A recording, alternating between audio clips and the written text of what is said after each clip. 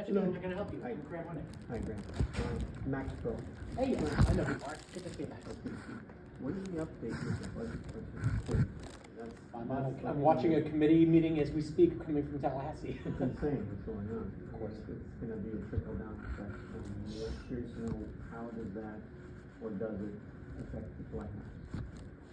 That has nothing to do with the Playhouse. The budget cuts at the state are about the arts and culture funding for the Division of Arts and Culture, the Department of State's Division of Arts and Culture grants in particular.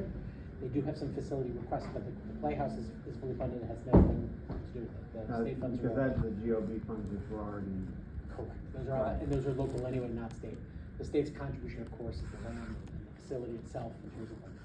okay. So I can tell you where we are currently in terms of the state, but it's not related to that. okay, but the numbers have shifted. I think it's been 20 years since we voted on it. 2004. 2004. And the GOB funds we voted on. So how has the inflation affected the cost of the project? I would have to get back to you on the specifics. I know we're updating our frequently asked questions, and I know that that's been one of, I think that's been a question that's been updated, so I would have to get back to you on that one. Okay. And is there a way, what is the latest with the court stuff? You can't talk about it. No, I mean, at this point, all of that is at this point, it's, so as you know, the issue in the latter stages was not even with the city of Miami. Now the city of Miami is fully in cooperation with the county and working towards what is needed to be done. The latest rounds of litigation over the last, let's call it 18 months or so, were with those nearby residents. Those have all been thrown out by various stages of the appellate courts. So we're proceeding as is. The only appeal at this point would be theoretically to the Supreme Court, but nothing's been happening at that point. So regarding the city of Miami's the regulatory board, the Historic Preservation Board, they did not give their approval. So don't they? So those approvals that were made, and then were all those issues that came about, right. And a member gave to a veto, and then the veto was deemed quasi-judicial and overturned.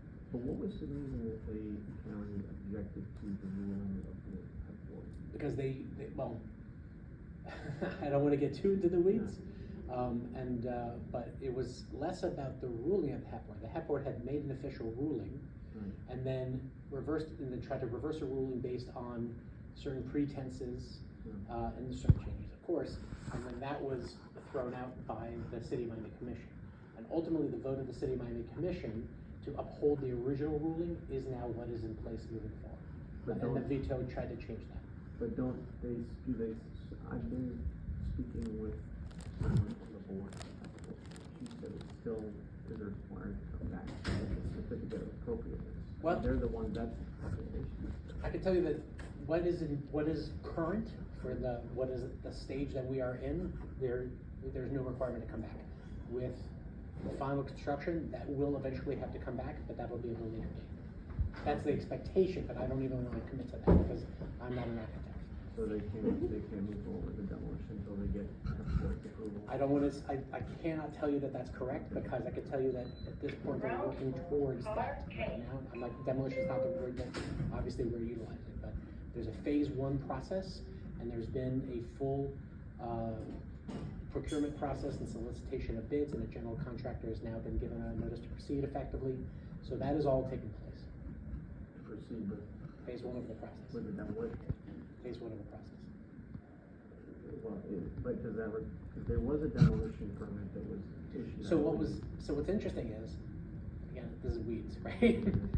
A lot of the issues that some of those residents were objecting to was what they call the demolition waiver, which is strictly about protecting the trees on the site. And the courts, in fact, ruled that this was the inappropriate vehicle by which to make this objection. One other dimension. And I, by the way, I'm not a legal expert. I want to make it very clear that these are questions that are best handled by our county attorney. But the issue of the, it really came down to this, but all of the other things, specifically the designation report, county indicating that it was only the facade that's in the designation report. I can't get into the specifics of that, and I think for that you should speak to Eddie Kirtley, who's our county attorney on the project. And he'll respond to you? Well, he's obligated to because we are under sunshine. He is the one who has expert knowledge of those specific issues. He takes call or. Oh, yeah, he's a terrific guy. emails from the public? Okay.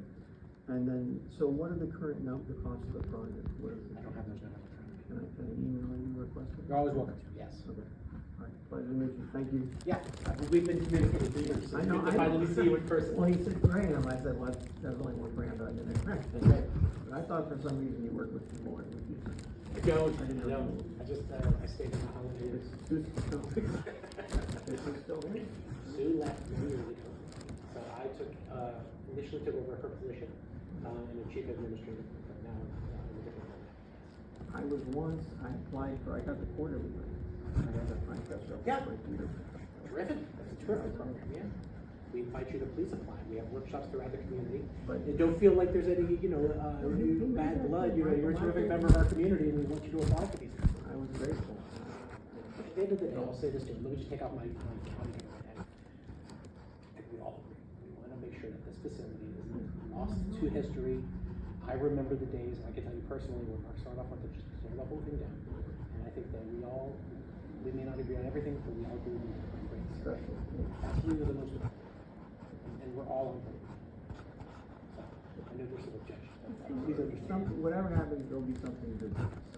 So I went back yesterday, I took my family to see Waitress, it was terrific. And that's a theater that's 400 seat theater, it was like rainy and ultra, you could say it was brilliant, it was 3 quarters full. And I think that is the model, that's as good, to try to see. What county is that? 400. 400. So the expectations of the 1,000 seat theater in this market is very, very different. That's the reality. But with all the migrations since the pandemic, is that all New The York? economic model doesn't make, you're still competing, at that point you'd be competing with the Live Nations of the North for that longer venue, and the Arch centers, and, the Broward centers, that's really what you're competing with. Okay. Anyway, that's just my opinion. Okay. Without the cap. My pleasure. Thank you. Good to meet you in person. Take care. Take care.